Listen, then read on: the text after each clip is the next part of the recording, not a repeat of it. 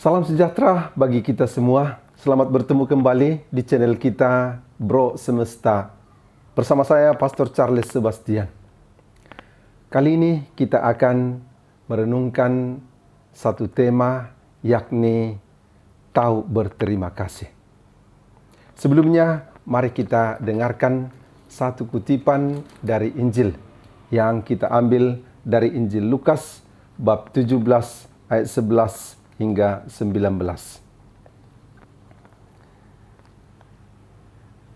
Dalam perjalanannya ke Yerusalem, Yesus menyusur perbatasan Samaria dan Galilea. Ketika ia memasuki suatu desa, datanglah 10 orang kusta menemui dia. Mereka tinggal berdiri agak jauh dan berteriak, "Yesus, Guru, kasihanilah kami." Lalu ia memandang mereka dan berkata, "Pergilah, perlihatkanlah dirimu kepada imam-imam." Dan sementara mereka di tengah jalan, mereka menjadi tahir. Seorang dari mereka ketika melihat bahwa ia telah sembuh, kembali sambil memuliakan Allah dengan suara nyaring. Lalu tersungkur di depan kaki Yesus dan mengucap syukur kepadanya. Orang itu adalah seorang Samaria. Lalu Yesus berkata, "Bukankah ke-10 orang tadi semuanya telah menjadi tahir? Di manakah yang 9 orang itu? Tidak adakah di antara mereka yang kembali untuk memuliakan Allah selain daripada orang asing ini?" Lalu ia berkata kepada orang itu, "Berdirilah dan pergilah, imanmu telah menyelamatkan engkau." Demikianlah Injil Tuhan. Terpujilah Kristus. Tema yang akan kita angkat dari cerita penyembuhan 10 orang kusta tadi adalah tema tahu berterima kasih. Ingat berterima kasih. Kita tahu bahwa penyakit kusta pada zaman Yesus adalah penyakit yang sangat menjijikkan bagi masyarakat. Karena penyakit kusta itu dapat menular. Dan pada waktu itu belum ditemukan bagaimana cara penyembuhannya. Dan oleh karena itu mirip dengan penyakit yang diakibatkan oleh COVID-19 yang sedang kita alami saat ini.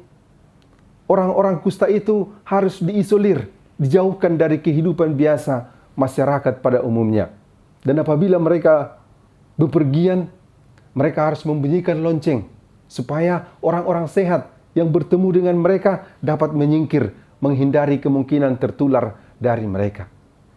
Jadi bisa kita bayangkan sakitnya bukan hanya dari segi fisik atau penyakit itu sendiri, tetapi lebih sakit juga pengalaman batiniah di mana mereka tidak dianggap, tidak diterima secara normal seperti manusia yang lain. Oleh karena itu, penyembuhan yang dilakukan oleh Yesus terhadap mereka sesuatu yang sangat luar biasa. Karena dengan sembuhnya mereka, nanti mereka bisa memperlihatkan diri kepada imam-imam dan mereka diberi rekomendasi lagi untuk bisa hidup bergaul lagi di tengah masyarakat seperti biasa. Seolah-olah mereka disembuhkan lahir dan batin dan mereka dapat hidup kembali normal seperti masyarakat biasa, seperti mereka sudah kembali dari kematian. Hidup kembali secara normal. Tetapi walaupun kejadian luar biasa sudah dialami oleh ke-10 orang kusta itu, yakni sembuh dari penyakitnya, hanya 1 orang dari mereka yang kembali memuliakan Allah setelah melihat karunia yang besar yang telah terjadi pada dirinya untuk berterima kasih. Maka Yesus mempertanyakan, bukankah ke-10 orang kusta itu tadi semua telah tahir, telah bersih, telah sembuh? Mengapa hanya 1 orang yang kembali?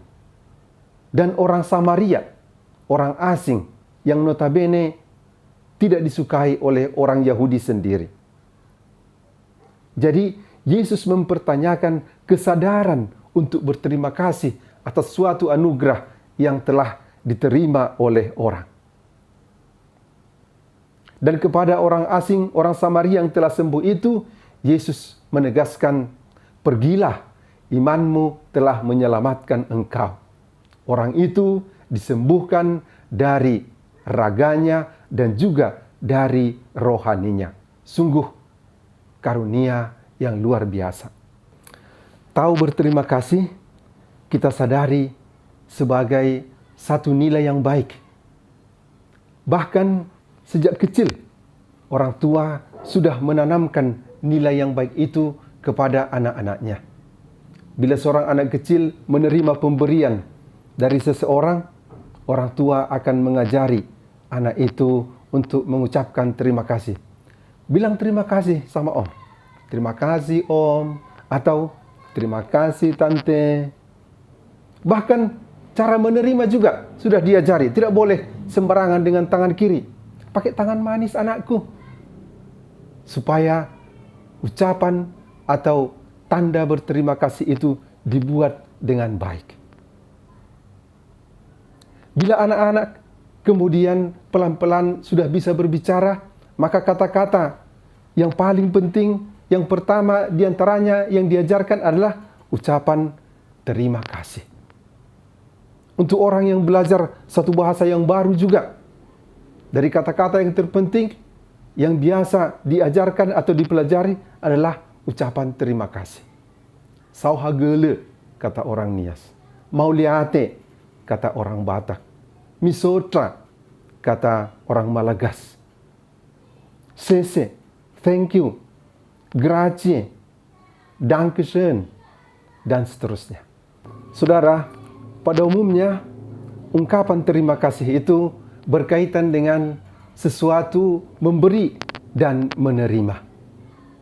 Orang yang menerima pada umumnya akan mengungkapkan perasaannya, kegembiraannya atas sesuatu yang diberikan atau diterimanya dengan terima kasih.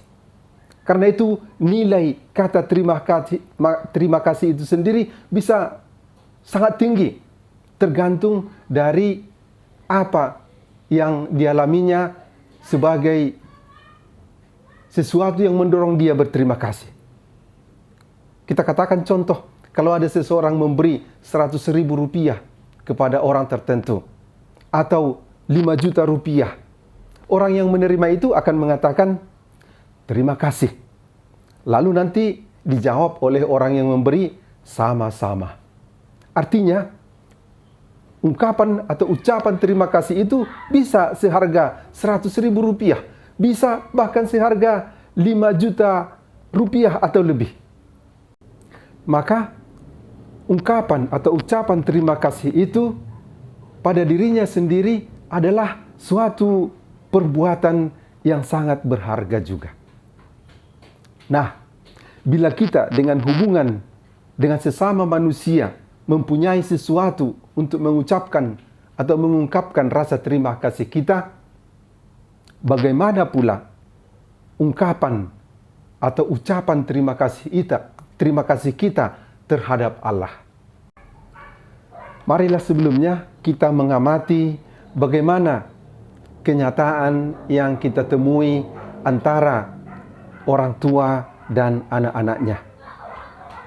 Kalau orang tua membiayai anak-anaknya, entah dalam kehidupan sehari-hari untuk kebutuhan sehari-hari, atau dengan menyekolahkan anaknya dengan jerih payahnya, orang tua bukan pertama-tama mau mengharapkan bahwa setiap kali anaknya mengatakan terima kasih Pak, terima kasih Bu.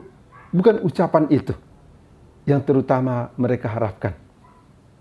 Memang bagus juga bila diungkapkan rasa terima kasih itu. Tetapi yang diharapkan orang tua dari anak-anaknya terutama adalah bahwa anak itu bergembira atas apa yang mereka berikan kepadanya. Kalau diberikan misalnya atau dibiayai uang sekolahnya, ya anak itu belajar dengan baik dan berusaha berprestasi sebaik mungkin. Jadi orang tua sudah merasa bahagia kalau anak-anaknya atas segala jerih payah mereka bisa hidup dalam sukacita dan kegembiraan. Memang anak-anak boleh mempunyai tekad di dalam hatinya Nanti kalau saya sudah berhasil, kalau saya sudah menjadi orang, saya juga akan ingat berterima kasih kepada orang tua saya. Maka tanda atau ungkapan terima kasih yang terbaik yang diharapkan oleh orang tua dari anak-anaknya adalah anak-anak bergembira karena pemberian atau pengorbanan orang tua dan tahu menghargai jerih payah orang tuanya terhadap mereka. Kira-kira sejajar dengan itulah sikap atau ungkapan terima kasih kita seharusnya terhadap Allah. Yakni bahwa kita tidak terutama diharapkan untuk mengungkapkan dengan kata atau dengan doa terima kasih yang harafiah, tetapi kita bergembira dalam kehidupan kita atas anugerah yang berlimpah dari Allah sudah merupakan ungkapan yang terbaik bagi Tuhan. Tidak dapat kita pungkiri bahwa begitu banyak anugerah yang diberikan Tuhan kepada kita. Misalnya, kita bayangkan udara, nafas yang kita hirup setiap saat ini, setiap detik. Walaupun hal itu sangat lumrah, bahkan tidak kita sadari, tapi itu merupakan anugerah yang tidak ternilai mahalnya bagi kita.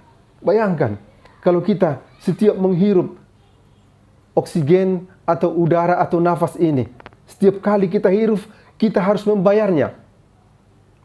Betapa mahal dan tak ternilai anugerah yang kita terima itu. Maka untuk itu kita perlu mengucapkan terima kasih kepada Tuhan dengan menghargai, supaya menjauhkan segala yang membuat udara atau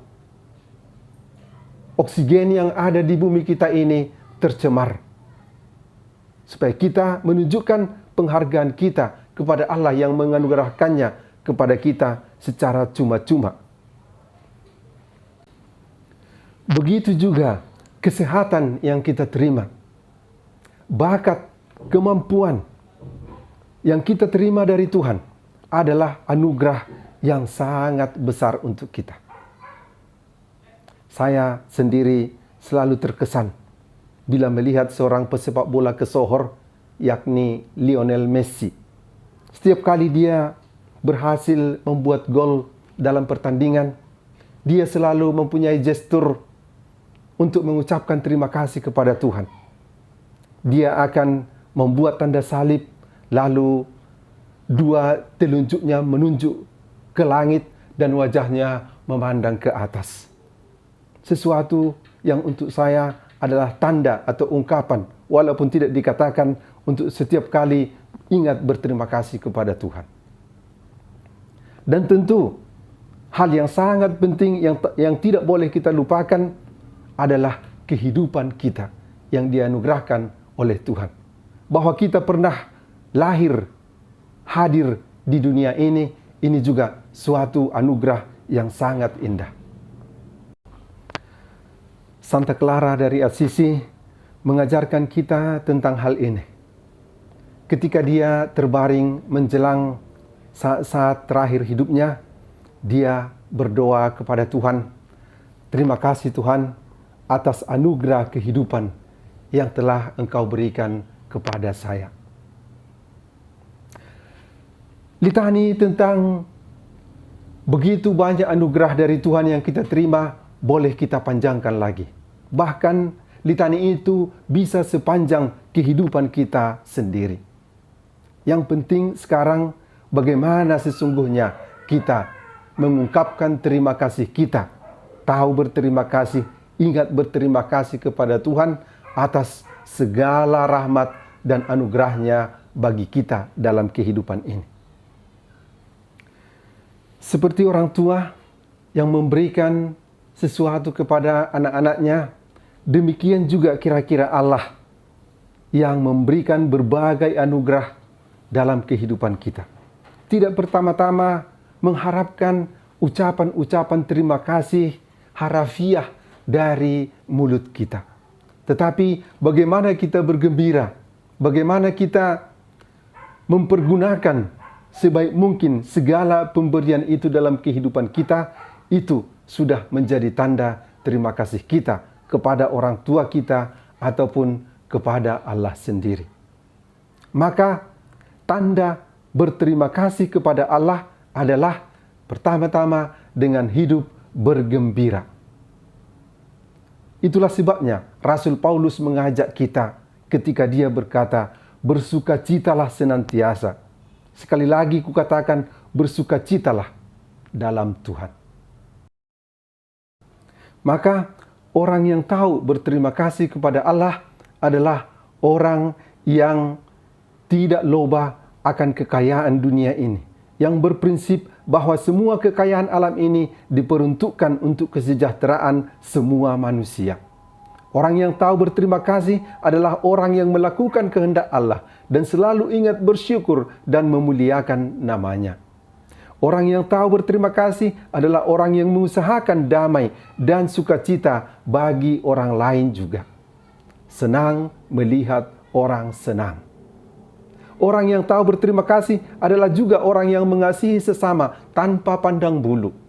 Seperti Allah yang mencintai semua orang, yang menginginkan kehidupan dan keselamatan bagi semua orang.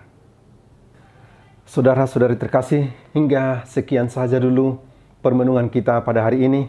Tetaplah bersukacita, tetaplah berterima kasih dengan hidup bahagia dalam kehidupan kita di dunia ini. Dan salam sejahtera bagi kita sekalian.